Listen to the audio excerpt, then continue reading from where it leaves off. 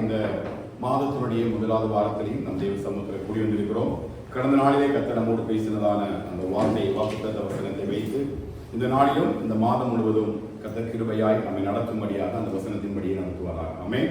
இத்தனை பேரோட தயவுள்ள காலம் ஒர்க்காச்சு. சில பேரோட வாழ்க்கையில் தயவுள்ள காலம் இருந்தது. ஆமென் சொல்ல பார்க்கலாம். ஹல்லேலூயா. கர்த்தர் நிலம். இந்த நாளிலும் சங்கீதம் 61வது சங்கீதம் 4வது வசனத்தை நம்ம எல்லாரும் வாசிப்போம். 61வது சங்கீதம் 4வது வசனம். நான் உங்கள் கூடாரத்தில் சதா காலம் தங்குவேன், ஒரு செட்டைகளின் மரபிலே வந்து அடைவேன். தேவனே, நீர் என் பொருத்தனைகளை கேட்டு. 4வது வசனம். நான் உம்முடைய கூடாரத்தில்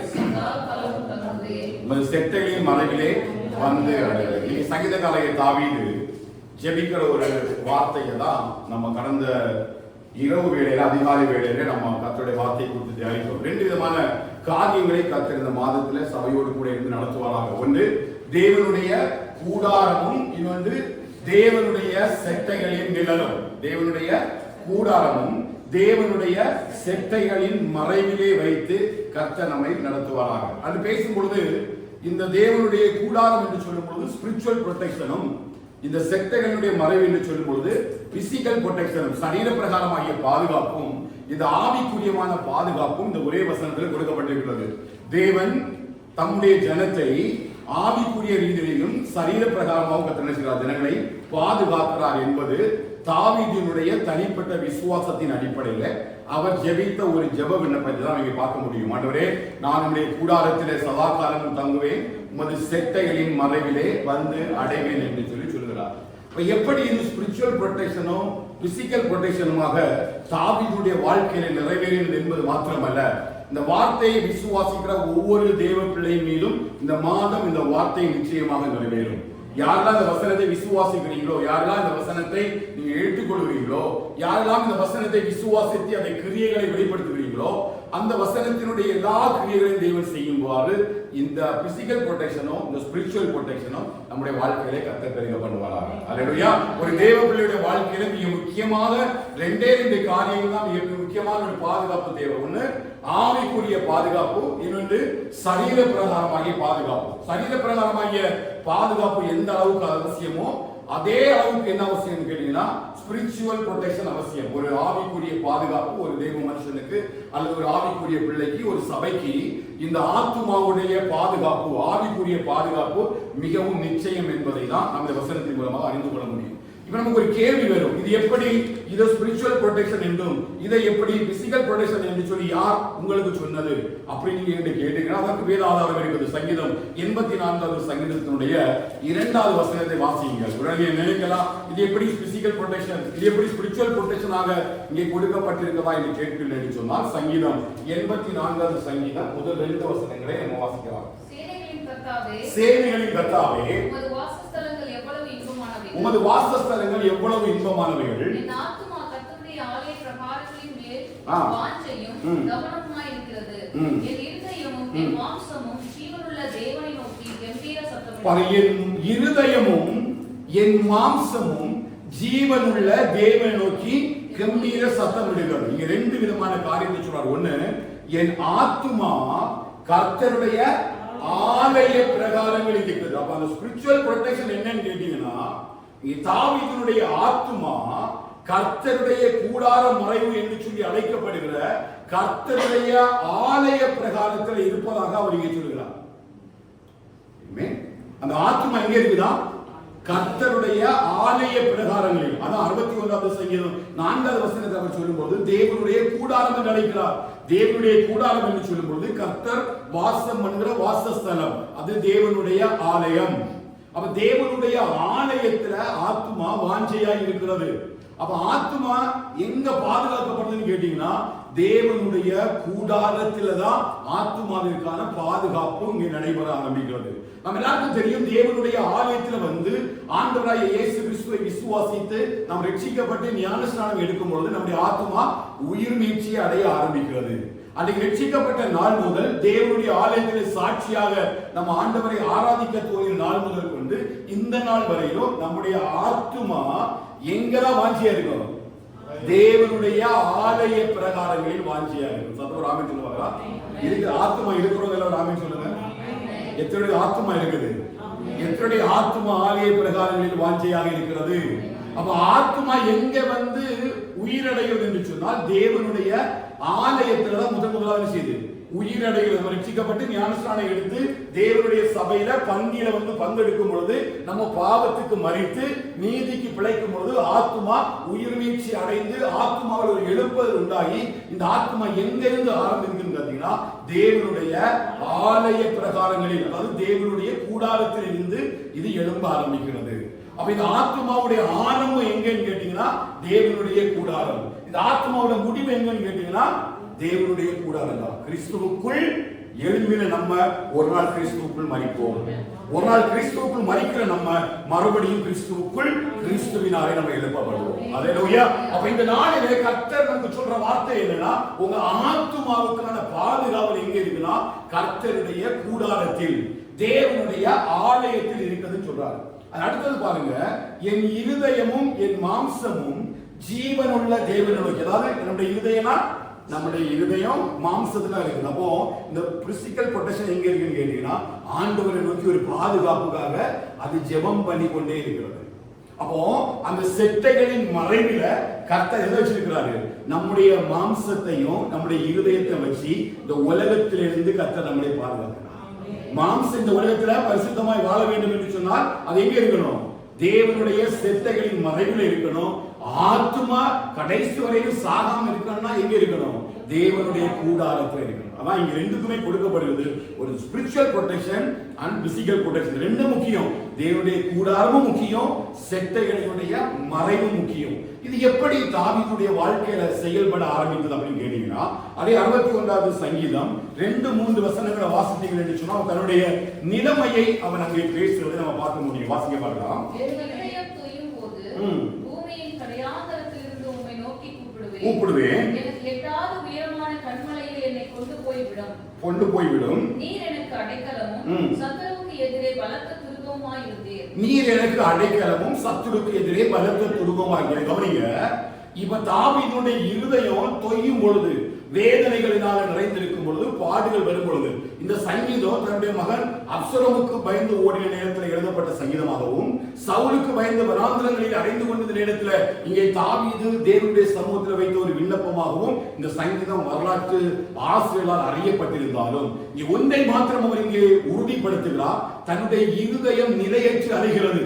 எப்பொழுது சத்துரு தன்னை மேற்கொள்வான் என்றும் சத்துருவினால் நமக்கு எனக்கு ஒரு ஆபத்து வரப்போகிறது என்றுதான் ஒரு பெரிய காரியத்தை குறித்து ஒரு ஏவுதலும் ஒரு ஏக்கமும் அவனுக்குள்ள பெருகி கொண்டிருப்பதனால் அவன் சொல்றான், இந்த இருதயம் தொய்யும் பொழுது நான் உண்மை நோக்கி கூப்பிடுகிறேன், நீரே எனக்கு அடைக்கலமும் பலனும் ஆபத்து காலத்திலே அனுகூலமுமான துணையுமாய் இருந்தேன். அந்த அனுகூல துணத்தை தான் அவர் ரெண்டா பேசுறான். அவங்க அடைக்கலம் அவங்களுடைய சரீரத்துக்கு மாத்திரம் அல்ல, எதுக்கு இருந்தது? அவங்களுடைய ஆத்மாவுக்கு இருந்தது. ஏற்கனவே நான் சொன்னேன், 150 சங்கீதங்களையும் நீ திரும்ப திரும்ப படித்து பார்ப்பீர்கள் என்று சொன்னால் தாவீதுடைய விண்ணப்பம் முழுவதும் அவருடைய ஆத்மாவை குறித்து தான் இருந்தது. அவன் எந்த இடத்திலையும் தன்னுடைய சரீர பிரகாரமான ஆசீர்வாதத்துக்காகவோ சரீர பிரகாரமான வாழ்க்கைக்காகவோ சரீரத்தில் எதையுமே பெரிதாக வாழ வேண்டும் என்று சொல்லி ஒருபொழுது நினைக்கவில்லை. அதனால் தான் பாவம் செய்த பொழுது ஆண்டவரிடத்தில் சென்று மறுபடியும் அந்த ராஜ்யபாரத்திலிருந்து தன்னை நீக்கி விடாதபடிக்கு அவன் ஜெபிக்கல, உமது ஆவியை என்னை விட்டு எடுத்துக் கொள்ளாமல் இரும். அவன் எது முக்கியமா நினைச்சா அப்படின்னா, இந்த உலகத்தில் இருக்கிற எல்லாமே ஒரு நாள் தன்னை விட்டு ஒளிந்து போகும், தான் ஒன்றை மட்டும் கேட்டு அதையே நாடி அதையே வாஞ்சிக்கிறேன் என்று சொல்ற விண்ணப்பம் என்னன்னா, ஒரு நாளும் தன்னுடைய ஆத்துமா அழிந்து போய்விடக்கூடாது என்பதில் தாவீது மிகவும் வாஞ்சி விடதா இருந்தார். ஹல்லேலூயா. அவன் பேசும் பொழுது அவனுடைய விண்ணப்பம் எப்பொழுது எதை குறித்திருந்ததுன்னா, ஆத்துமா. ஆண்டவரே, தண்ணீரற்ற நிலத்திலே என் ஆத்துமா உண்மையில் வாஞ்சையும் தகவலுமாய் இருக்கிறது. என் ஆத்துமா அவனை நோக்கி கெம்பீரித்து பாடுகிறது. ஒவ்வொரு நாளுமே ஒரு தேவ மனுஷனுடைய எதிர்பார்ப்பு, ஒரு தேவ மனுஷனுடைய ஜெபம், ஒரு தேவ மனுஷனுடைய விண்ணப்பம் எதை பற்றி இருக்க வேண்டும்? கவலைகள் எதை பற்றி இருக்க வேண்டும்னா, நம்முடைய ஆத்துமா எப்படி இருக்கிறது, என் ஆத்துமாவுடைய வாழ்க்கை எப்படி இருக்கிறது, என் ஆத்துமா எந்த அளவுக்கு தேவனை வாஞ்சிக்கிறது, எந்த அளவுக்கு நாடுகளை என்கிற ஒரு காரியத்தை, ஒரு விண்ணப்பத்தை தான் ஒரு தெய்வ பிள்ளையோட வாழ்க்கையில இருக்க வேண்டும் என்று சொல்லி, அவர் தன்னுடைய வாழ்க்கையில ஏற்பட்ட நெருக்கத்துல ஒருவேளை சத்துரு தன்னை கொண்டு போட்டாலும் பரவாயில்லை, கர்த்தர் என்னை அவருடைய கூடாரத்திலே மறைத்து வைத்துக் கொள்வார் என்று சொல்லிதான் 27வது சங்கீதத்தில் எழுதினார். அவர் என்னை தீங்கு நாளில் கூடாரத்தில் ஒளித்து கூடார மறைவிலே ஒளித்து வைத்துக் கொள்வார். காரணம் என்னன்னா, அவருடைய கூடார மறைவில தனக்கு ஒரு பெரிய பாதுகாப்பு. எதை விசுவாசிக்கிறீங்க? அவருடைய ஆலயத்துல பெரிய ஒரு பாதுகாப்பு யாருக்கு இருக்குது? ஆத்துமாவுக்கு இருக்குது. அதுதான் தாவீதுடைய விண்ணப்பம். அதை எப்படி அவர் அனுபவித்தார்னு பாத்தீங்கன்னா, தேவனுடைய சமூகத்தில் அவர் எழுந்து சொல்கிறார், உமது சமூகத்தில் பரிபூரண ஆனந்தமும் நித்திய பேரின்பமும் உண்டு. எதற்காக தேவனுடைய அந்த கூடாரமும் தேவனுடைய ஆலயத்திலையும் இங்க அவருடைய ஆத்மா வாஞ்சிக்கிறதுன்னு கேட்டீங்கன்னா, அவருடைய கூடாரத்துல மட்டும்தான், அவருடைய சமூகம் என்று சொல்லும்போது தேவனுடைய பிரசன்னத்துல மட்டும்தான் என்ன உண்டு? உங்களுடைய சமூகத்தில் பேரின்பமும்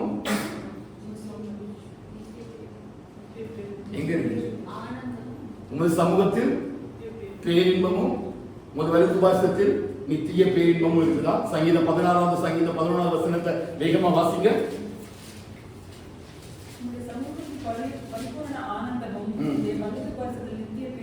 இருக்கு. அவங்க வலது பாசத்தில் நித்திய பேரின்பமும் உண்டு. அவர் தேவனுடைய சமூகம் என்று சொல்லும்போது, தேவனுடைய கூடாரத்தினுடைய மறைவு என்று சொல்லும்போது, அவர் இங்க எந்த அடையாளமா வைக்கிறார்னா, தேவனுடைய பிரசன்னத்தை வைக்கிறார். இதை கவனிக்கணும். இந்த வசனங்களுக்கெல்லாம் ஆழங்கள் உண்டு, இந்த வசனங்களுக்கெல்லாம் ஜீவன்கள் உண்டு, இந்த வசனங்களுக்கெல்லாம் வார்த்தையினுடைய முக்கியமான வெளிப்பாடுகள் உண்டு. அந்த வெளிப்பாடுகள் இருந்துதான் என்ன வெளிப்பாடு கேட்டீங்கன்னா, ஜீவன் வெளிப்பாடு.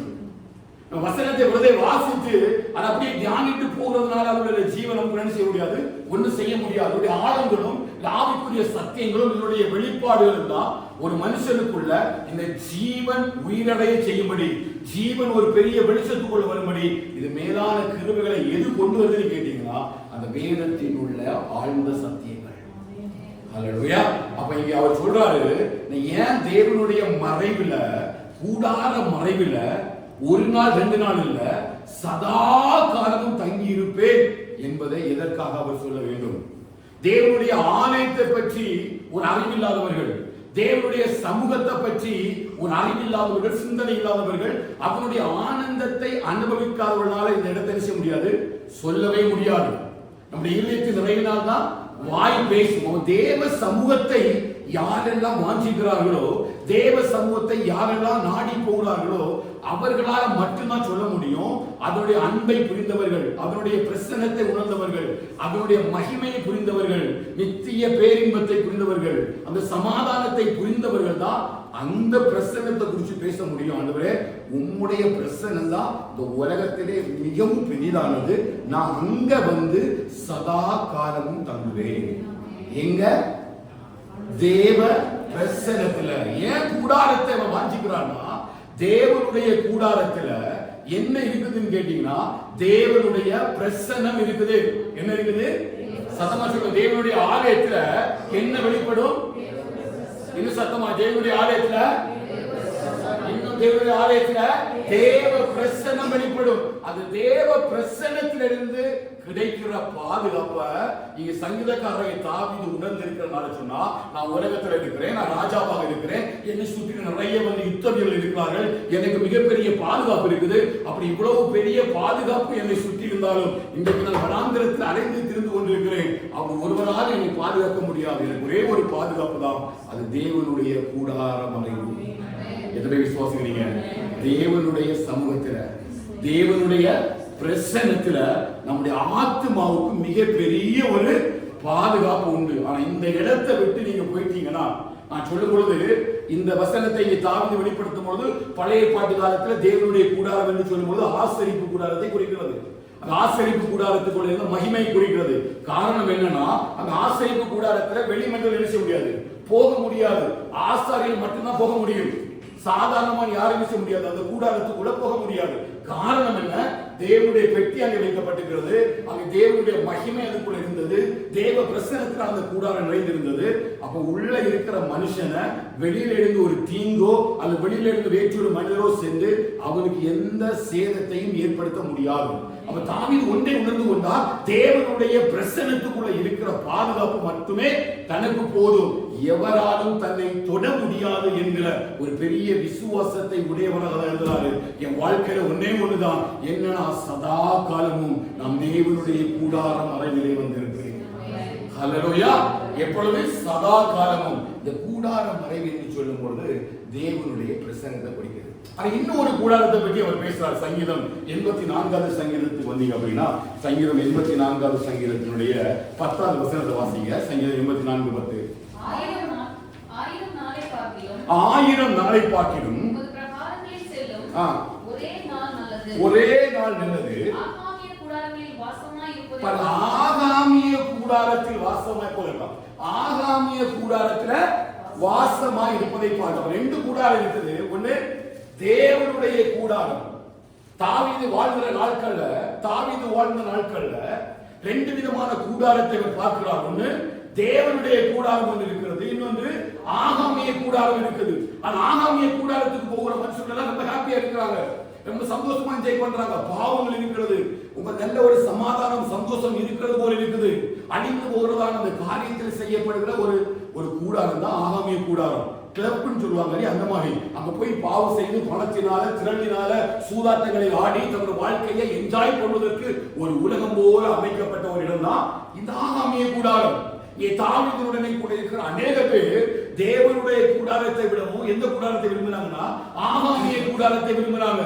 காரணம், இந்த தேவனுடைய கூடாரத்தினுடைய மகிமையை உணர்ந்தவனால மட்டும்தான் அவன் சதா காலமும் தேவனுடைய கூடாரத்தில் இருக்க முடியும்.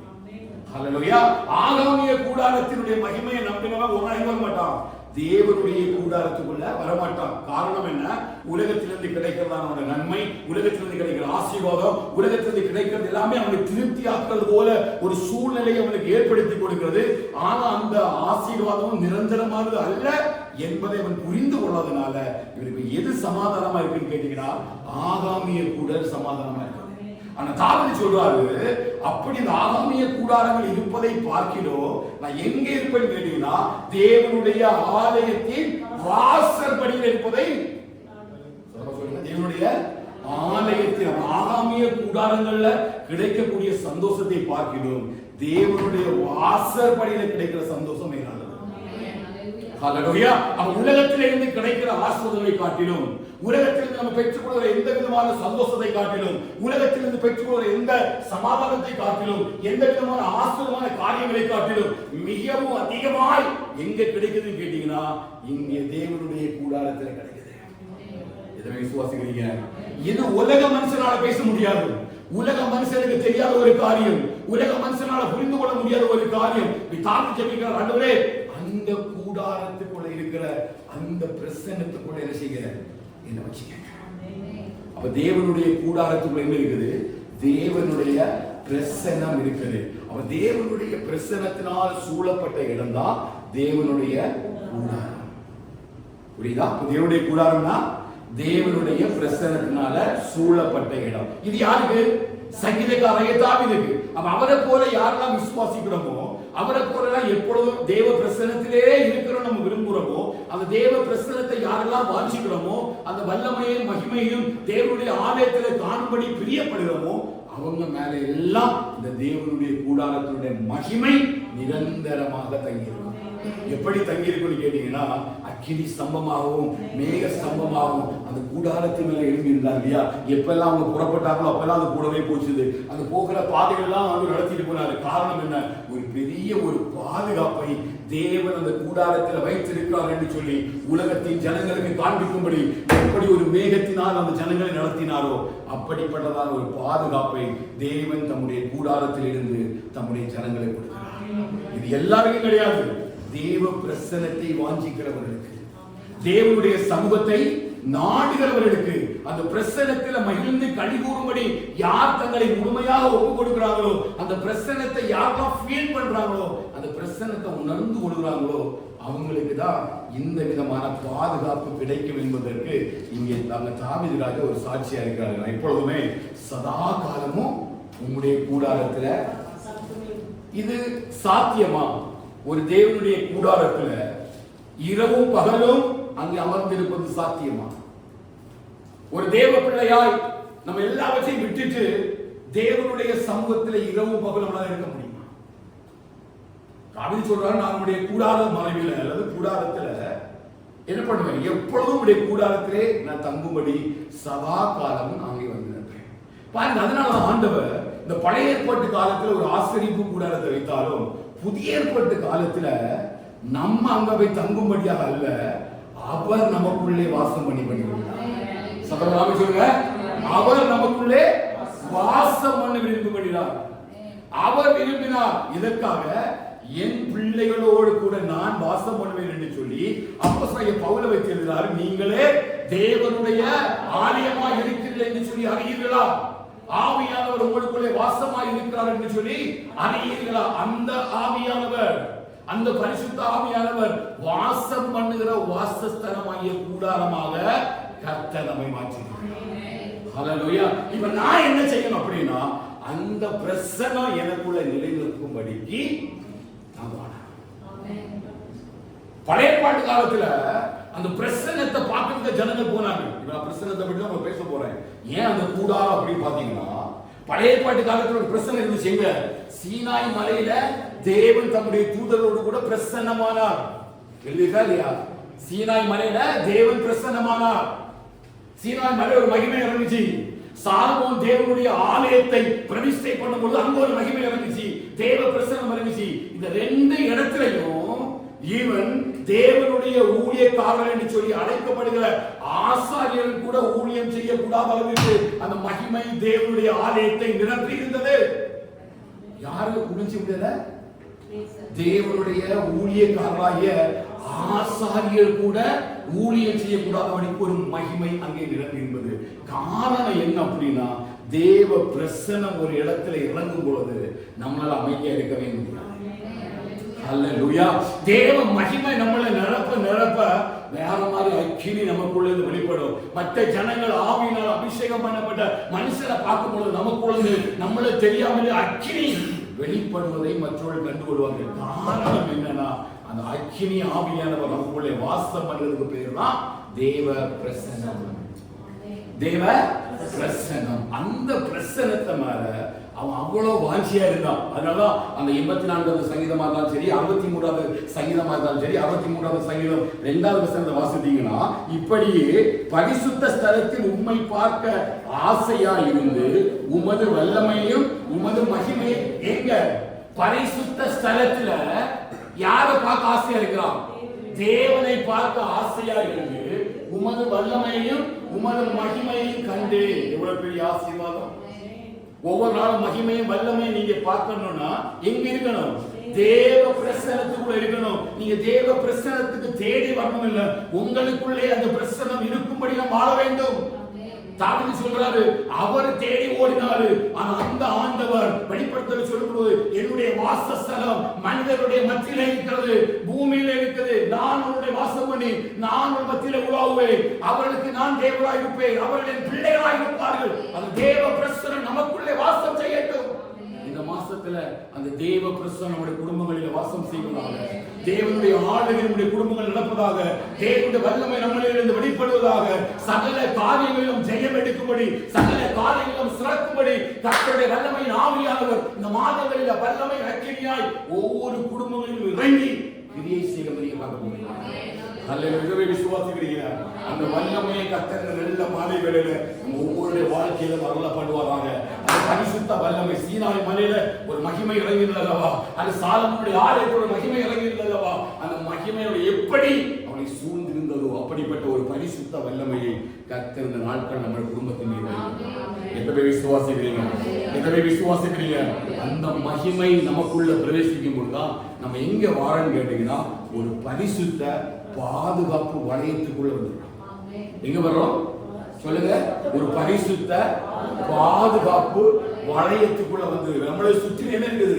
ஒரு பெரிய பாதுகாப்பு. எப்படிப்பட்ட பாதுகாப்பு? பரிசுத்தமான பாதுகாப்பு. ஏன் அப்படின்னா, தேவ பிரசன்னம் நம்மளை சுற்றி இருக்கிறது. இந்த பிரசன்னத்தை தாண்டி ஆசாரியர்களே உள்ள வர முடியாது. அப்படியான உலக மனுஷனோ தீங்கோ ஒன்றும் குடும்பத்தின் செய்யாது. நல்ல ஜெபம் பண்ணுங்க. ஒரு தேவ பிரசன்னம் குடும்பத்தை ஆளுகை செய்யும். ஹல்லேலூயா. சத்துருவின் கோட்டை உள்ள வராத அளவுக்கு நீங்க தேவன் உங்க வீட்டை சுத்தி பரிசுத்த ஒரு பாதுகாப்பு வளையத்துக்குள்ள இந்த மாசம் கொண்டு வரணும். இது உங்களுடைய ஜெபமா இருக்கணும். எப்படி ஜெபிக்கணும்? ஒரு பரிசுத்த பாதுகாப்பு, இங்கேயும் சரி ஊர்லயும் சரி, ஒரு பரிசுத்த பாதுகாப்பு உங்க குடும்பத்துக்குள்ள வரங்க. நீங்க சுத்தி அக்கினியின் பிரசன்னத்தினால நிரப்பி எரிய பண்ணுங்க. சத்துரு உங்க வீட்டை சூடாக இருப்பாங்க.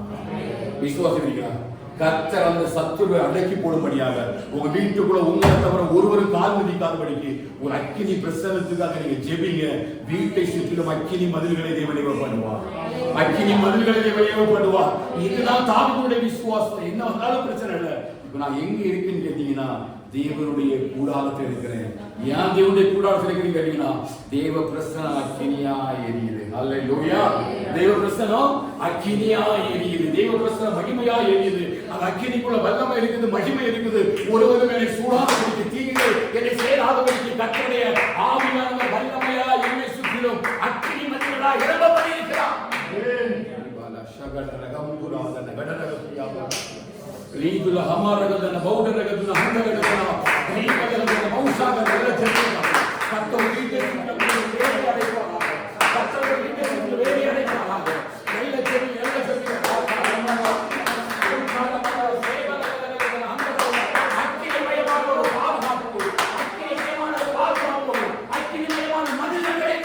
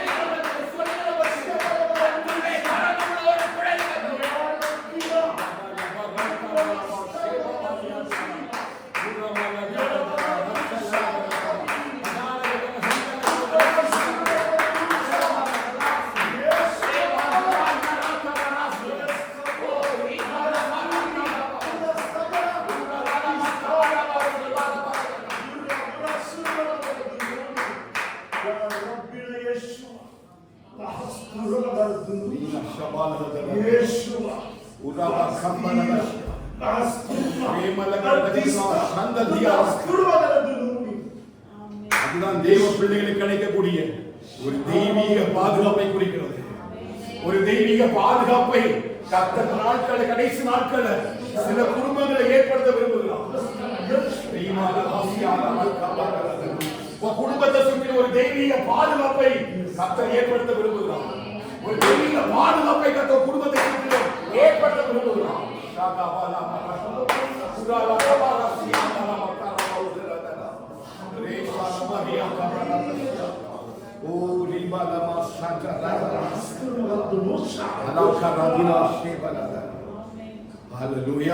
இந்த பிரசன்னத்தை உணர்ந்ததுனாலதான் தாவீது என்ன செய்றார்னா ஜெபிக்கிறார், விருப்பத்தை சொல்றார்.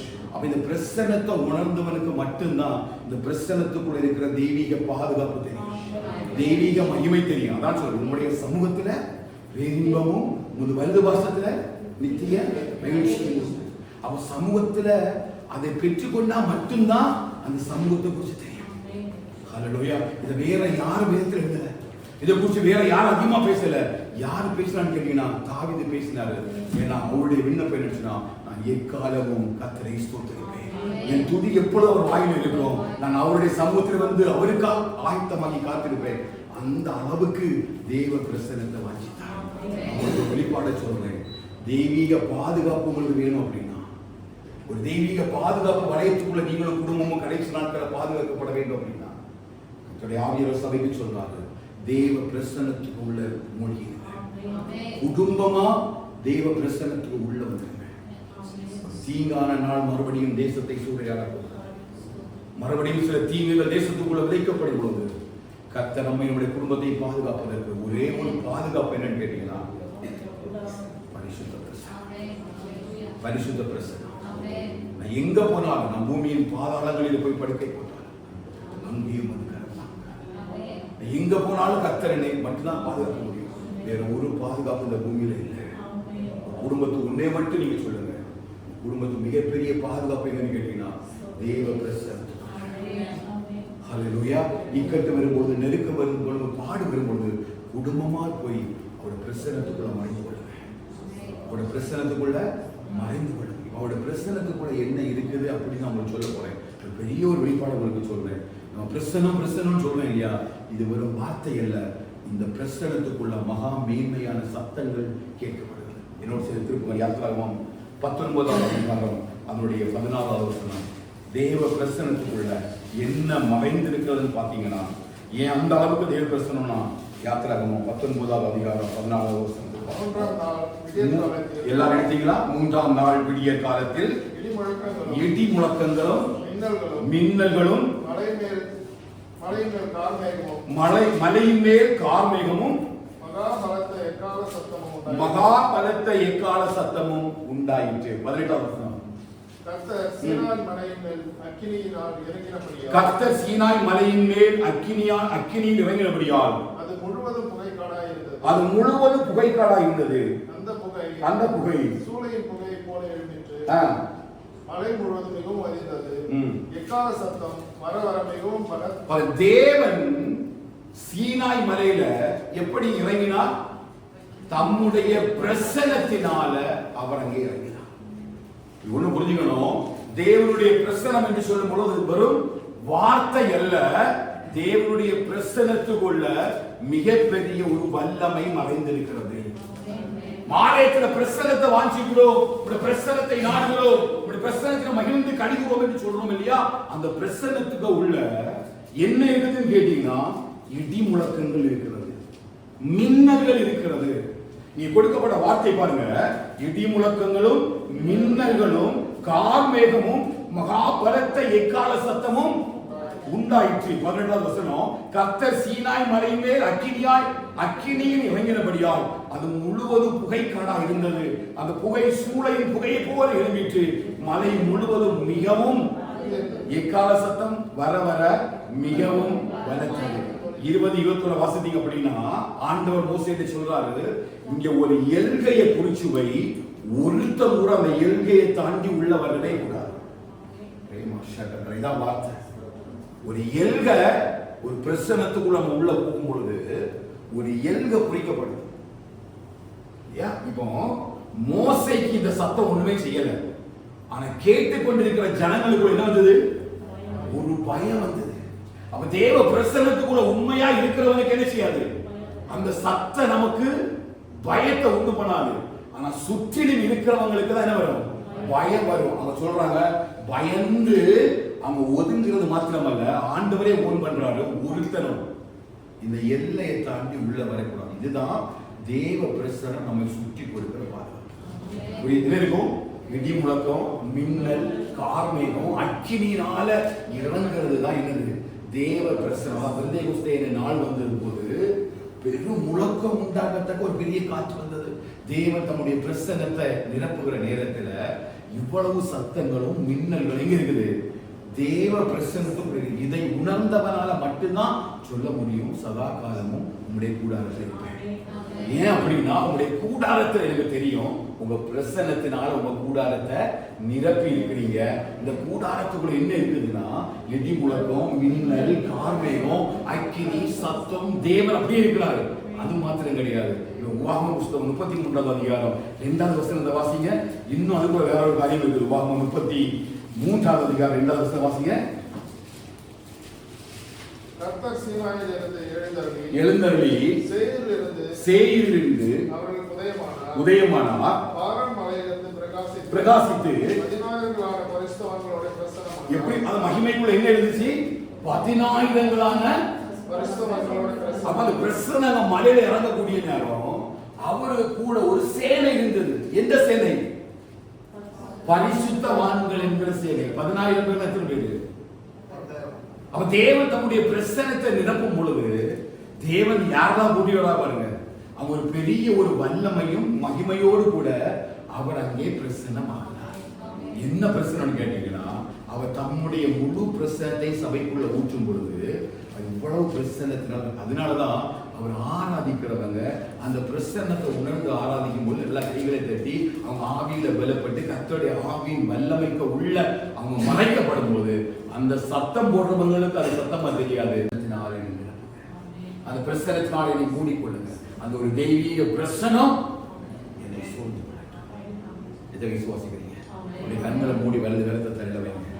ஒரு பாதுகாப்பு ஆண்டவர். நான் மெசேஜ் முடிக்கல, செட்டைகள் மரபு பேசி சீக்கிரமா முடிச்சுக்கிறேன். இவன் அந்த பரிசுத்த வல்லமை நம்ம சுதந்திரித்துக் கொள்ளலாம். எல்லாம் வலது கருத்தை வச்சு ஆண்டவரே இந்த சமூகத்தை எங்களுடைய இடத்துக்கு அதுக்கப்பா எங்க போனாலும் எங்க பிள்ளைகளை சுற்றி சமூகங்கள் நடத்துவரே உங்களுடைய சமூகங்களை அழைத்துட்டே போதுப்பா. உங்க சமூகம் இல்லாம ஒரு குடும்ப வாழ்க்கை வேண்டாம்ப்பா. உங்களுடைய சமூகம் இல்லைன்னா எனக்கு ஒரு நிமிடம் கூட வேண்டாம்ப்பா. சமூகத்தை பிரச்சனத்தை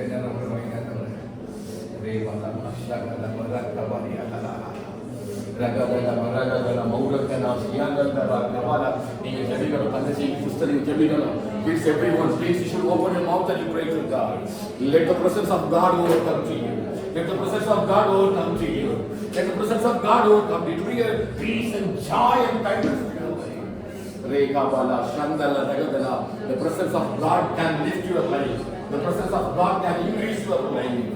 Rima Nagadana, Ragasha, Galabura Kabara. Rima Nagadana, வாலிப நாட்கள். இந்த வாலிப நாட்கள் கர்த்தருடைய மகிமையான சத்தியம் ஆண்டவரே இந்த பிரசன்னத்தினாலே நினைப்புகளை கேளுங்க. ஆண்டவரே இந்த பிரசன்னத்தினாலே நினைப்புங்கப்பா. குடும்பமாய் தேவ பிரசன்னத்துக்குள்ள வர்றதுக்கு வந்தாருப்பா. குடும்பமாய் தேவ பிரசன்னத்துக்குள்ள ஆண்டவரே குடும்பமாய் நாங்க தேவ பிரசன்னத்துக்குள்ள வரணும்ப்பா. சிநேகன தனிபரமா பிரசன்னத்தை எடுக்கிறோம்ப்பா. என் குடும்பம் வழி நடக்குதே தேவ பிரசன்னத்துக்குள்ள ஆண்டவரே. அப்ப எங்க பிள்ளைகள் அப்படிப்பட்ட உணர்வை தாருங்கப்பா. எங்களை அப்படிப்பட்ட உணர்வை தாருங்கப்பா. எங்க பிள்ளைகள் அப்படிப்பட்ட வெளிச்சத்தை தாருங்க ஆண்டவரே. அப்படிப்பட்ட ஒரு தேவ மகிமை ஆண்டவரே கட்டளையிடுங்க ஆண்டவரே. சீனாய் மலையில இறங்கின தேவ வல்லமை, சீனாய் மலையில இறங்கின தேவ மகிமை, சீனாய் மலையில இறங்கின தேவ பிரசன்னம் நல்ல வேளையில ஆண்டவரே ஒவ்வொரு குடும்பத்தின் மீது இதெல்லாம் காட்டுறேன். அந்த சமூகம் ஒவ்வொரு அழைத்து கொண்டு போறாங்க, ஒருவரை அழைத்து கொண்டு போறாங்க. விசேஷித்த பாதுகாப்புக்காக ஒரு பெரிய ஒரு பிரசனத்தை கர்த்தருடைய கூடாரத்தில் இருக்கிறதுனாலதான் அதை சாட்சியா சொல்றாரு. நான் சதா காலமும் எங்க வந்து தங்குவேனா தேவனுடைய கூடாரத்தில் வந்து தங்க. இரண்டாவதுடைய சாட்சி என்ன? உம்முடைய செட்டைகளின் எங்க இருப்பாரா? செட்டைகளின் மறைவில தங்குவேன். அப்படின்னா I'm going to be there. நான் போய் தங்க போறேன். இரண்டாவது செட்டைகளின் மறைவு. நீங்க வேதத்தை ஆராய்ந்து பார்த்தீங்கன்னா ரெண்டு விதமான வார்த்தை கொடுக்கப்பட்டது. ஒண்ணு செட்டைகளின் நிழல், இன்னொன்று செட்டைகளின் மறைவு. படிச்சிருக்கீங்களா? செட்டைகளின் நிழல், இன்னொன்று செட்டைகளின் மறைவு. 63வது சங்கீதத்தை மறுபடியும் வாசித்தீங்க அப்படின்னா 7வது வசனத்தை வாசிங்க. 63:7 வாசிங்க. நீர் எனக்கு துணையா இருந்ததினால் இந்த மாதிரி நீங்க படிச்சீங்கன்னா நிறைய இடத்துல தாவீது சொல்லும் பொழுது சொல்றாரு செட்டைகளின் நிழலிலே மறைவேன். அப்ப இங்க 61வது சங்கீதம் 4வது வசனம் எழுதுறாரு செட்டைகளின் மறைவு. எனக்கு ரொம்பவே கன்ஃபியூஸ்டா இருக்கு. நான் கொஞ்ச நேரமாவே வேதத்தை தியானிச்சு முடியாம ஆண்டோட கேட்டேன், புரிஞ்சிக்க முடியல. What is mean by shelter? What is mean by take a shelter under your wings or shadow? இது ரெண்டும் ஒரு முக்கியமான ஒரு காரியம் இல்லையா? அவர் சொல்றாரு உம்முடைய செட்டைகளின் மறைவுக்குள்ள போறாராம், செட்டைகளின் நிழலுக்குள்ள போறாராம். ஆண்டவரே தேவன் இஸ்ரவேல் ஜனங்களுக்கு சொல்லும்போது சொன்னார், கழுகு தன் கூட்டை கலைத்து செட்டைகளை விரித்து தன் குஞ்சுகளை வைத்து பறப்பது போல நான் உங்களை இந்த வராந்திரத்தில் முழுவதும் நான் உங்களை கொண்டு வந்தேன் என்று சொல்லி தன்னை ஒரு கழுகுக்கு சமானமாக, கழுகுடைய அந்த தாய் எப்படி அந்த குஞ்சுகள் மேல ஒரு பாதுகாப்பு வளையத்தை ஏற்படுத்துமோ அப்படித்தான் அப்படி ஒரு பாதுகாப்பு வளையத்தை ஏற்படுத்தி இருந்ததாக ஆண்டவராகிய தேவனே வாக்கு கொடுத்தார்.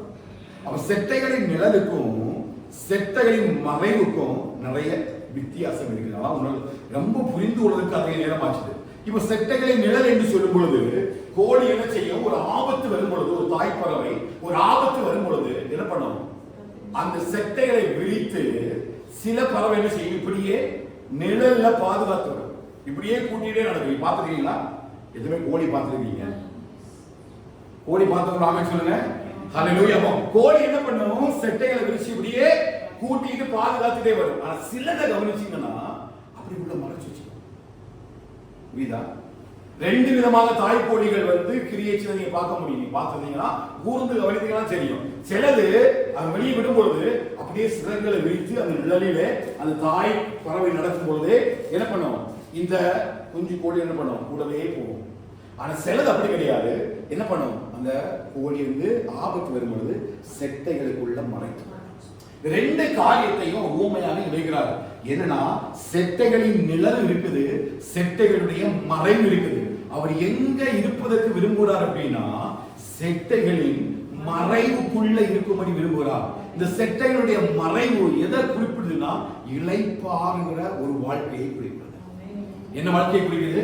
இளைப்பாறுகிற ஒரு வாழ்க்கையை குறிக்கிறது. இதுக்கு இன்னும் ஒரு வெளிப்பாடு கொடுக்கப்படுவாங்க. 27வது சங்கீதம் 4வது வசனத்தை வாசித்தீங்க அப்படின்னா அங்கே இந்த வார்த்தைக்கான வெளிப்பாடு கொடுக்கிறாரு. 27வது சங்கீதம் 5வது வசனம். அவர் என்னை தம்முடைய கூடாரத்தில்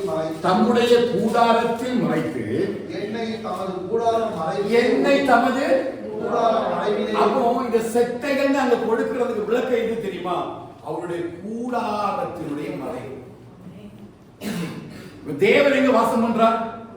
கூடாரத்தை வாசம் பண்றாரு. அப்ப ஆபத்து தேவ பிரசன்னத்துக்குள்ள நம்ம இருக்கிறோம் அப்படின்னா தேவ பிரசன்னத்துக்குள்ள ஒரு ஆபத்து வரும் பொழுது தேவன் எங்க வச்சு நம்ம பாதுகாக்கிறாரு? கூடார மறைவுக்குள்ள வை. அதான் கொடுக்கப்பட்டதான வெளிப்பாடு. செட்டைகள் நிழல் என்று சொல்லும் பொழுது கோழி தன் குஞ்சுகளை அணைத்துக் கொள்வது போல எத்தனையோ முறையில் இஸ்ரவேலை அணைத்துக் கொள்ள வாஞ்சியா இருந்தேன் அப்படின்னு இருக்கிறாரு. ஆனா இந்த மறைவு எது தெரியுமா? கூடாரத்துக்குள் ஒரு மறைவு வச்சிருக்கிறார். அந்த பிரசன்னத்துக்கு உள்ள மறைக்கப்படுகிற ஒரு வாழ்க்கை, அதாவது இளைப்பாறுகிற ஒரு வாழ்க்கை, ஒரு சமாதானமான ஒரு வாழ்க்கை. இந்த மாசம் நீங்க இதுவரை கடந்து வந்த பாதைகள்ல எதிரெல்லாம் சமாதானம் இல்லாம இருந்தோ அந்த காரியத்தில் ஒரு நித்திய சமாதானத்தை கற்றுக்க ஒரு பெரிய ஒரு சமாதானத்தை நம்ம சுதந்திரித்துக் கொள்ள போறோம். என்ன அப்படின்னா கர்த்தர் நம்முடைய கூடார மறைவுல ஒளித்து வைக்க போறார். எதுல விசுவாசிக்கிறீங்க? இளைப்பாறுதலை சுதந்திரிக்கும்படி நம்முடைய வேதனைகள் எல்லாம் நீங்கி, நம்முடைய கஷ்டங்கள் எல்லாம் நீங்கி, நம்முடைய துன்பங்கள் எல்லாம் நீங்கி ஒரு புதிய ஒரு வெளிச்சத்தை கர்த்தர் காண்பிக்கிறோம். விசுவாசிக்கிறீங்களா? கூடார மறைவுக்கு உள்ள அவர் நம்மளை வச்சிருக்கிறதுனால இப்ப யார் என்ன முடியாது? அந்த தேவ பிரசன்னத்தை தாண்டி ஒருவரும் உள்ளே வர முடியாது. ஹல்லேலூயா. தேவ பிரசன்னத்தை தாண்டி ஒருவரும் உள்ளே வர முடியாது. அப்போ ஒரு இளைப்பாறுதலுக்கான ஒரு சமாதானம் எங்க கிடைக்கும் கேட்டீங்கன்னா இங்க மறைவுக்குள்ள கிடைக்கும். இப்ப நிழல் என்று சொல்லும் பொழுது மற்றவர்கள் நம்ம பார்க்கலாம், நான் மறைந்திருக்கிறத பார்ப்பாங்க, ஆனால் என்ன சொல்ல முடியாது, தொட முடியாது இல்லையா? தொட முடியாது. நான் ஒரு மறைவுக்குள்ள இருக்கிறத பிசாசு பார்க்கிறான், அவன் பார்த்துட்டே இருக்கிறான். எப்பன்னா இவனை இந்த நிழல்ல இருந்து வெளியில கொண்டு வரலாம்னு பார்த்துட்டே இருப்பான். அதனாலதான் தாவீது சொல்றாரு இல்லையா, அந்த மந்தைக்குள்ள இருந்தது, மந்தைக்குள்ள வந்தது சிங்கமும் கரடியும் ஆட்டை புடிச்சிட்டு போச்சு. இந்த ஆடு எங்க தான் இருந்துச்சு? மந்தைக்குள்ளதான் இருந்துச்சு, அந்த செட்டைகளின் நிழலில தான் இருந்துச்சு. ஆனா அந்த மந்தையை விட்டு பிடிப்பதற்கு இங்கே ஓநாய்கள் கூட்டங்கள் அறிந்து கொண்டிருக்கின்றன. யாரை விழுங்கலாமோ என்று சொல்லி வகை தேடி சுற்றிட்டு இருக்கிற பொல்லாத பிசாசானவன் நம்மளை சுற்றிலும் ஓடிட்டே இருக்கிறான். ஆனா இந்த செட்டைகளின் நிழலிலே நமக்கு ஒரு பாதுகாப்பு இருக்குது. ஆனா அந்த மறைவுக்குள்ள என்ன இருக்குன்னு கேட்டீங்கன்னா ஒரு இளைப்பாறுதல்.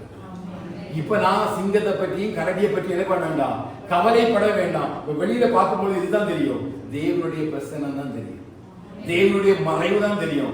என்னதான் பிசாசு சுத்தினாலும் அங்க மறைவுதான் இருக்கும். அதுதான் யோபுடைய வாழ்க்கையில் நடந்தது. யோபு என்ன பண்ணா, சுத்தி சுத்தி வரான். ஊசு தேசத்துல நிறைய வீடு இருக்குது, நிறைய பிரபுக்கள் இருக்கிறாங்க, நிறைய ராஜா இருக்கிறாங்க.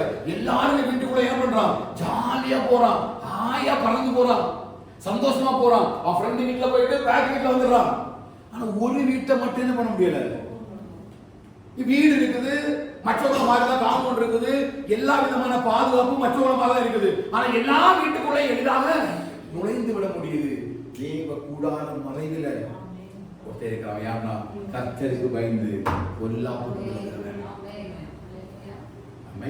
கர்த்தரானாலும் இந்தியரானாலும் எவ்வளவு பிசாசு வீட்டை சுற்றினாலும் கர்த்தருடைய பாதுகாப்பு இருக்கும் பொழுது ஒரு பிசாசு உள்ள வரவே முடியாது.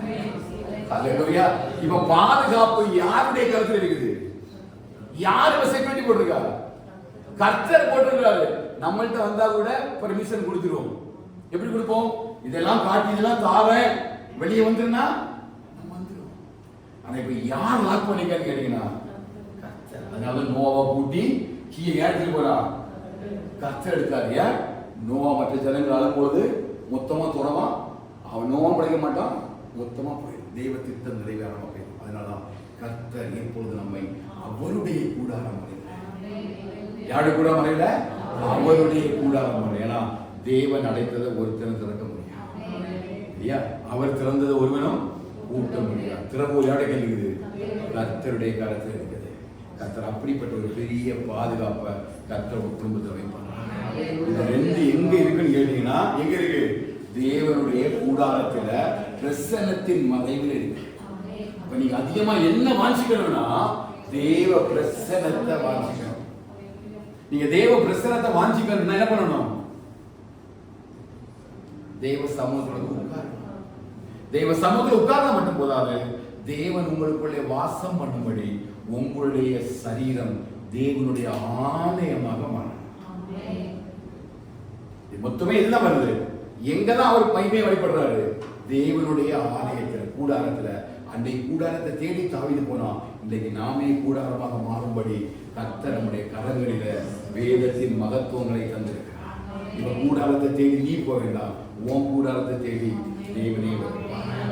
ஹல்லேலூயா. அப்ப தேவ பிரசன்னம் இருக்கணும்னா நம்ம தேவனுடைய ஆலயமா மாறணும். மாறிட்டோம்னா ஒரு பிரசன்னம் நம்ம கூட வந்துடும். அந்த பிரசனத்திலிருந்து வருகிற பாதுகாப்பு எவ்வளவு பெரிய பாதுகாப்பு பாருங்க.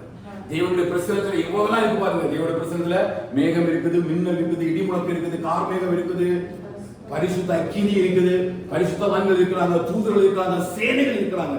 இவர்கள் எல்லாம் சேர்ந்துதான் என்னது? கர்த்தருடைய பிரசனம். அந்த அவ்வளவு பிரசனத்தை நம்முடைய இதயத்துக்குள்ள வச்சிருக்காரு பாருங்க. இவ்வளவு எப்படி தாங்குது? அல்லேலூயா. எவ்வளவு தாங்குது? அதனால அந்த நாட்களில் மிஷின்கள் எல்லாம் தங்களுடைய ஜீவனை பொருட்படுத்தாம விட்டாங்கன்னா உள்ள இருந்து வெளிப்பட்ட வல்லமை.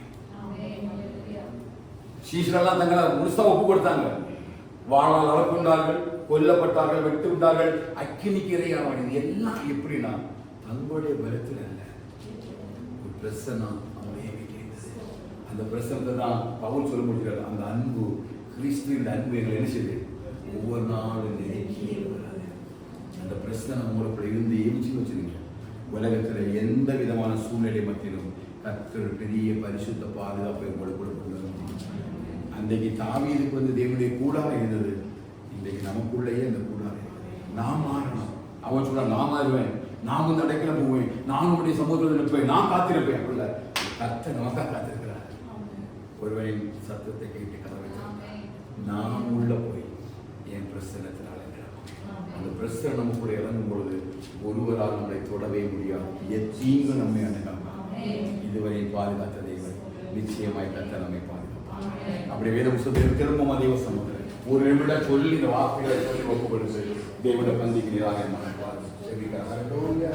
எத்தீங்கும் என்னை அணுகாமல் ஆத்மாவை காக்கும் தேவன் எத்தீங்கும் என்னை அணுகாமல் ஆத்மாவை காக்கும் தேவன் ஒக்கையும் மரத்தையும் பத்திரமாக கம்பளையிட்டு ஒக்கையும் மரத்தையும் பத்திரமாக கம்பளையிட்டு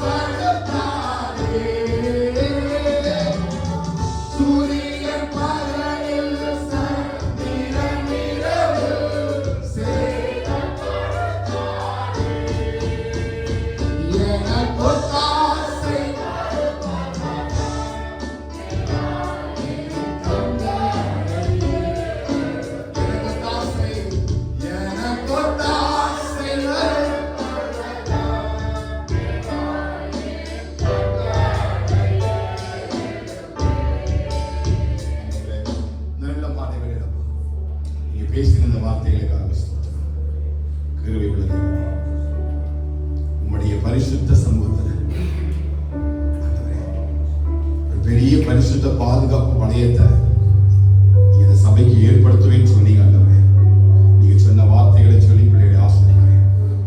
ஒவ்வொருவரும் தேவனுடைய ஆலயமாய் மாறட்டும். ஒவ்வொருக்குள்ளும் தேவனுடைய பிரசனம் சதா காலமும் தங்கட்டும். தேவனுடைய பிரசனத்தின் மறைவில மறைத்துக் கொள்ளப்பட கர்த்தர் எங்களுக்கு சபைக்கு கிருபை தருகிறார். ஒவ்வொரு குடும்பத்தோடும் சிறியவர் முதல் பெரியவர் வரை ஒவ்வொருவரோடும் கூட கர்த்தருடைய கிருபை நிறைவாக இருந்து எங்களை வழிநடத்த கர்த்தர் கிருபை செய்கிறார்கள். இந்த வசனத்தின்படி வாழ ஒப்புக் கொடுக்கிறோம். சங்கீதம் 61:4 படி உம்முடைய கூடாரத்தில் சதா காலமும் தங்குவேன். சொல்லுங்க, உம்முடைய கூடாரத்தில் சதா காலமும் தங்குவேன். செட்டைகளின் மறைவிலே வந்து சொல்லுங்க, உங்களுடைய செட்டைகளின் மறைவிலே வந்து குடும்பமாய் இந்த வார்த்தைகள் அறிக்கைப்படுகிறோம். உடைய கூடாரத்தினுடைய மறைவு, உடைய செட்டைகளுடைய மறைவு முழுவதுமாக குடும்பங்களை பாதுகாப்பது. இந்த மாதம் நடக்கிற எல்லா கைகளையும் பிரயாசப்படியாக வாய்க்கப்படுங்க. போக்கில் வரத்திலும் கூட இருந்து கர்த்தருடைய கிருபையும் பிரசன்னமும் இவரை சூழ்ந்து கொள்ளட்டும். கர்த்தருடைய ஆவியானவர் நிறைவாய் மகிமையாய் ரோடு கொண்டு நீ வழி நடத்த வேண்டும் என்று சொல்லி நாங்கள் ஜெபிக்கிறோம். தாவே, தேவ பிரசன்னத்துக்குள்ள ஆண்டவரை வழிநடத்துவீராக, தேவ கிருபைகளுக்குள் வழிநடத்துவீராகப்பா. எல்லா காரியத்திலே கர்த்தர் ஆண்டவரே காரியங்களை வாய்க்கப்படுங்க.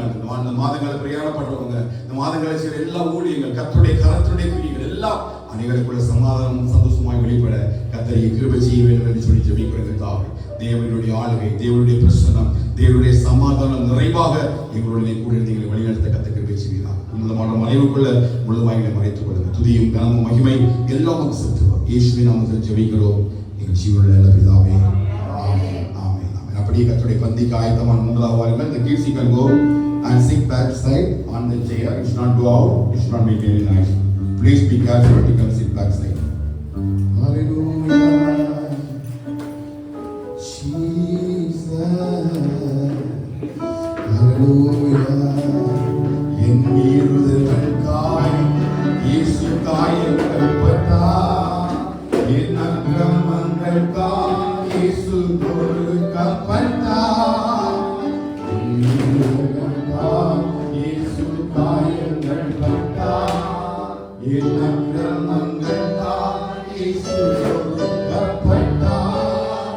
எனக்காகவே அவர் அடிக்கப்பட்டார், என்னை உயர்த்த தன்னை தாழ்த்தினார்.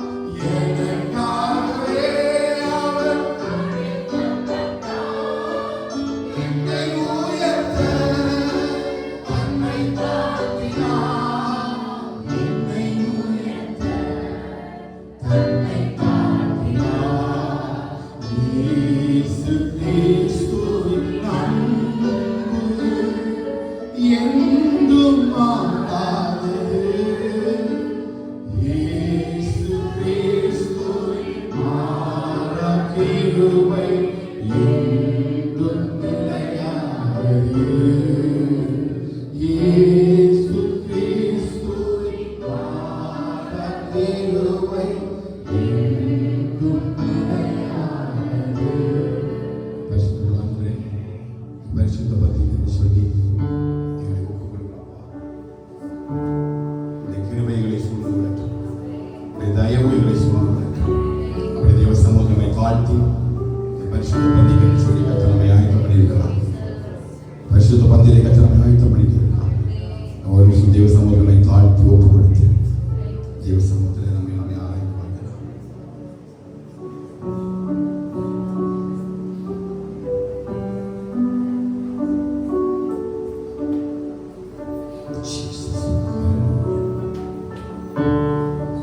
அப்படியே ஒப்பு கொடுக்கலாம்.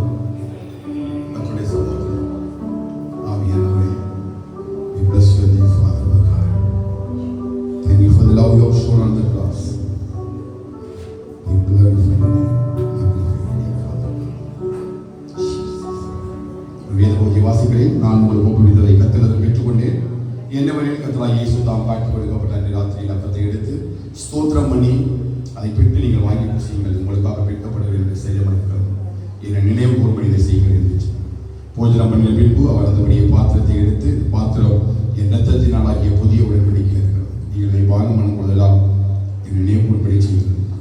ஆகியால் இந்த அப்பத்தை புசித்து இந்த பாத்திரத்தை பானம் பண்ணுவதெல்லாம் கர்த்தர் வருமானமும் அவருடைய மரணத்தை தெரிவித்தீர்கள். இப்படி இருக்க எவன் அபாத்திரமாய் கர்த்தருடைய அப்பத்தை புசித்தருடைய பாத்திரத்தில் பானம் பண்ணுகிறானோ அவன் கர்த்தருடைய சரீரத்தையும் இரத்தத்தையும் குறித்து குற்றமுள்ளவருமாய் இருப்பான். இந்த மனுஷனும் தன்னை தானே சோதித்தறிந்து இந்த அப்பத்தை புசித்து இந்த பாத்திரத்தில் பானம் பண்ணுகிறான். எண்ணத்தினால் எண்ணில் அபாத்திரமாய் போஜனம் பானம் பண்ணுகிறார்கள். கர்த்தருடைய சரீரம் என்னதை நிதானித்து அறியாததினாலே தனக்கு ஆக்கிரை தீர்ப்பு வரும்படி போஜனம் பண்ணுகிறார். இது நிமித்தம் உங்களில் அநேக தலைமையிலும் வியாதிகளுமாய் இருக்கிறார்கள், அநேக நித்திரையும் அடைந்திருக்கிறார்கள். நம்மை நாம் நிதானித்து அறிந்தால் நாம் நியாயந்தீர்க்கப்படுவோம். நாம் நியாயந்தீர்க்கப்படும் போது உலகத்தோடு ஆய்க்கினைக்குள்ளாக தீர்க்கப்படாதபடிக்கு கர்த்தராலே சிருஷ்டிக்கப்படும். வாசித்த வசனங்களை கேட்டவங்க ஒவ்வொரு இடத்தில் ஆசிரியப்பார்கள். ஒவ்வொரு தேவ சமூகத்தில் ஒப்பு கொடுப்போம். நீங்கள் சொன்ன சாட்சியின்படியும் கர்த்தருடைய சமூகத்தில் கொடுக்கப்பட்ட வார்த்தைகளின்படியும் இந்த பரிசுத்த பந்திகள் சொல்லி கர்த்தர் ஒவ்வொருவரையும் அனுமதிப்பாராக. பரிசுத்தமாய் இதில் செய்ய நம் கர்த்தர் நமக்கு பெறுவாராக. ஆமென். அப்படிலாம் வலது கரத்தை உயர்த்தி இந்த அப்பத்திற்காக நம்ம ஸ்தோத்திரம் பண்ணலாமா? ஆண்டவராகிய இயேசு கிறிஸ்து நமக்காக சிலுவையிலே அடக்கி தன்னுடைய முழு சரீரத்தையும் இட்பதற்கும் நம்முடைய பாவங்களுக்காக, அக்கிரமங்களுக்காக, மீறலுக்காக அவர் காயப்பட்டார், அவர் ஒடுக்கப்பட்டார், அவர் அடிக்கப்பட்டார். இந்த அப்பத்தை கர்த்தர் ஆசீர்வதிக்கிறார். நம்முடைய சரீரமாக மாற்றப்படுவதற்காக நம்முடைய வருகை வரையிலும் மரணத்தில் நினைவு கூறும்படி இயேசுவின் நாமத்தில் அப்பத்தை நம்ம பிளஸ் பண்ணுவாங்க. அப்படி திராட்சரசத்துக்காக ஸ்தோத்திரம் பண்ணலாமா? ஆண்டவரே, இந்த திராட்சரசத்தை ஆசீர்வதிக்கிறார். இது எங்களுக்குள்ள கிரியை செய்யட்டப்பா. தெய்வ பலத்தை எங்களுக்கு உண்டு பண்ணிட்டு அப்பா, இந்த கல்வாரி சிலுவையில் சிந்தப்பட்டத இயேசுவின் இரத்தம் அப்பா, இந்த அப்பா திராட்சரசம் மூலமாய் கற்ற இரத்தமாக மாற கர்த்தரியை பெருமை செய்கிறோம். அவர் தாம் காட்டி கொடுக்கப்பட்ட ராத்திரி அவர் அப்பத்தை எடுத்து ஸ்தோத்திரம் பண்ணி அதை பிரித்து அதை சிசுவை கொடுத்து வாங்கி பூசிகள் தேவனுடைய சரீரமாக இருக்கிறது. அர்த்தத்திற்காக எங்களுக்காக முழுமாய் விட்டு கொடுக்கிறேன்.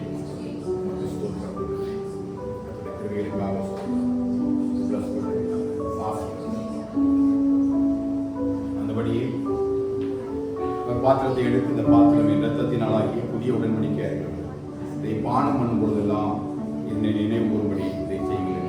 நல்ல காரியத்தை நினைவு கூறும்படி ஆண்டவரே, இந்த ரத்தம் இயேசு கிறிஸ்துவின் ரத்தம் சகல பாவங்களை நீக்கி எங்களை சுத்திகரிக்கும் என்று எங்களுக்குள்ள இருக்கிற வியாதிகளை நீக்கட்டும், பலவீனங்களை நீக்கட்டும், பலத்தை கொண்டு வரட்டும், விசுவாசத்தை கொண்டு வரட்டும், சமாதானத்தை கொண்டு வரட்டும். கர்த்தருடைய கிருபைகளுக்குள் அது பெரிய கிருபைகள் கூட ஏற்பட்டது. என்னால் பானப்படக்கூடிய ஒரு தெய்வீக சுகத்தை, ஒரு தெய்வீக பாதுகாப்பை சுதந்திரித்துக் கொள்ள பெற்றுக் கொண்டு கர்த்தருடைய ஆசீர்வதிப்பார். அல்லேலூயா. அவர் நமக்காக ஜீவன் தந்து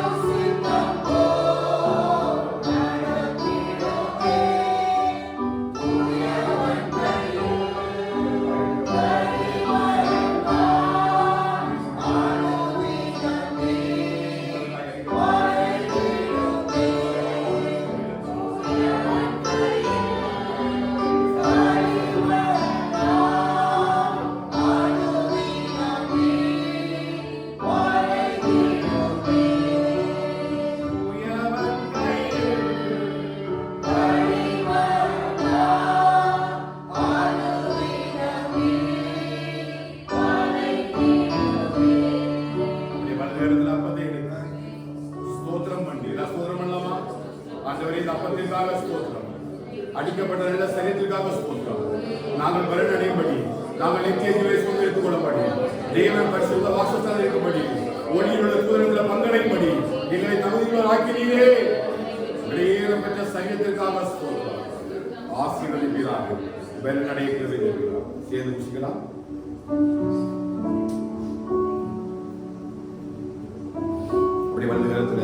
ராட்சசத்தை எடுத்து ஸ்தோத்திரம் பண்ணி இந்த புதிய இரத்தத்தினாகிய உடன்படிக்கை முழு இரத்தத்தையும் விலைக்கிரயமாக சிந்தி நம்மை சம்பாதித்துக் கொண்டார்.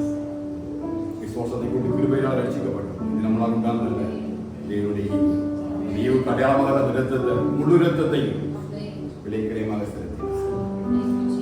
ஆண்டவரே, இந்த இரத்தத்துக்காக ஸ்தோத்திரம். இந்த சகல பாவங்களை நீக்கி எங்களை சுத்திகரிப்பு எழுதப்பட்டிருக்கிறதா முழுவதுமாக எங்களை சுத்திகரிப்பதற்காக ஸ்தோத்திரம் ஆசீர்வதிக்கிறார். சேர்ந்து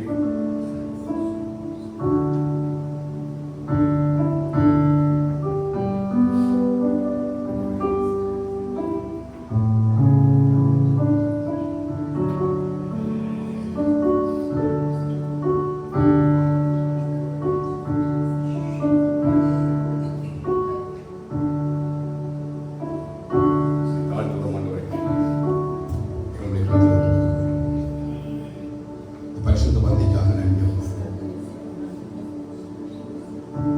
கிருபைக்காக நன்றி, பலத்துக்காக நன்றி. பாடுகளை நாங்கள் சிந்திக்கிறோம். தாகத்தோடு ஏங்கி நின்ற ஒரு தெய்வம், உலகத்தில் யாருக்கும் கிடைக்காத இந்த தெய்வம் கர்த்தர் தமக்கு சுதந்திரமாக கொண்ட ஜாதி, அவரை தெய்வமாக கொண்ட ஜனமும் வாக்கியம் கொடுத்திருப்பார். அந்த வாக்கியம் கிடைத்ததே இந்த மாம்சம் ரத்தம் வந்தவர்களால். இந்த தேவனின் நிலைக்குள்ள சதா காலங்களில் அவர் எங்களுடைய தேவன். மரண பயங்களை நடத்துவார், மரண பயங்களை நடத்துவார். எல்லாரும் சுதந்திரித்துக் கொள்வதற்கு காரணம் கல்வாரி சிறுவனின் தேவனைகளுக்காய் காட்டின அந்த அன்பு. பாவிகளாயிருக்கையில் அவர் தம்முடைய குமாரை நமக்காக கொடுத்ததால் தேவன் நம்மை தன்மை விளங்கப்படுத்தினார். அந்த அன்பை வெளிப்படுத்தினார். அவர் மூலமாய் ஒரு நித்திய ஜீவன், அவர் மூலமாய் ஒரு ரட்சிப்பை சுதந்திரிக்கும்படி கர்த்தர் நமக்கு இதற்குள்ள ஆண்டவரே நல்ல வேலைக்காக இம்மட்டுமாய் கர்த்தர் நாளை நடத்தி வந்து பாருங்கள். சமுத்திரத்தை ஆராதித்து துதிக்கும் நாமத்தை மகிமைப்படுத்த கர்த்தர் தந்த நல்ல கிருபைகளுக்காக ஸ்தோத்திரம், நல்ல இரக்கங்களுக்காக ஸ்தோத்திரம், தயவிற்காக அன்பிற்காக ஸ்தோத்திரம். இந்த கிருபைகளுக்குள்ள முழுவதுமாக மூடிக்கொண்டீரே என்று ஸ்தோத்திரம். தெய்வ பிரசன்னத்தினால் நிரப்பிக் கொண்டீரே என்று ஸ்தோத்திரம். ஆவியானவரே, இந்த கிருபைகளோடு கூட இருந்து நடத்தி கொண்டிருப்பதற்காக ஸ்தோத்திரம். இந்த நாளிலும் உடைய கூடாரத்தை குறித்தும் உடைய செட்டைகளின் மனைவி குறித்து நாங்கள் தெரிந்து கொண்டோம்ப்பா. அதோட வல்லமையும் மகிமையும் உணர்ந்து கொள்ள மாட்டேங்கிறேன். எங்களை யாரும் தொட முடியாது, ஒரு தீங்கு அடைய முடியாது. ஒரு பெரிய விசுவாசத்தை வச்சிருக்கிறீங்க. எங்களை சுற்றி ஒரு பரிசுத்த பாதுகாப்பு மலையை ஏற்படுத்திருக்கிறீங்க. அக்கினி மதுரை சுற்றி ஏற்படுத்தப்பட்டிருக்கிறார்கள். அக்கினி சுவர்களை சுற்றி ஏற்படுத்தப்பட்டிருக்கிறார்கள். சத்ருவாதிகளை தொடாத படிக்கலாமா? எங்களை சுற்றி தேவ பிரசன்னத்தினால் நிறைய பண்ணிக்கிறேன், தேவ மகத்துவத்தினால் நிறைய பண்ணிக்கிறேன். வார்த்தைகளுக்காக எல்லாம் ஸ்தோத்திரம். வார்த்தை படிக்கிறேன், தொடர்ந்து நடத்துவேன் என்று சொல்லிக்கிறேன். தேவ கிருபைகளுக்குள்ள நிறைவு குழப்பமாய் மறைத்துக் கொள்கிறார். பரிசுத்தமுள்ள தலைமையோடு கூட வழி நடத்துகிறோம். வாரம் நடத்துங்க. வசனத்தின்படி வாழ கிருபை தான். எனக்கு எல்லா ஆராதனைகள் ஆசை, எல்லாரும் கலந்து கொள்ள கிருபை தான். பரிசுத்தமுள்ள தேவ கிருபையாய் என்னோடு கூட நடத்துவேன் என்று சொல்லி துதியும் தரமும் மகிமையெல்லாம் செய்கிறோம். இயேசு நாமத்தில் ஜெபிக்கிறோம் எங்கள் சொன்ன பிதாவே. நான் செல்வமை ஆத்துமாவே கரை சோதனை என் உள்ளமே விசுவாசத்தை சோதனை என் ஆத்மாவே கரை சோதனை ஆசீர்வாதம் கர்த்தராகிய இயேசுவின் கிருபையும் பிதாவாகிய தேவனுடைய அன்பும் பரிசுத்தமாய் இடைக்கும் மீண்டும் சதா காலங்களிலும் ஆண்டவராகிய இயேசு பெரிய சகல பரிசுத்தவான்களோடும் நம் சபையோடு நம் மனைவியோடு கூட தங்கி இருப்பதாக. ஆமென், ஆமென், ஆமென். ஹல்லேலூயா, ஹல்லேலூயா, ஹல்லேலூயா.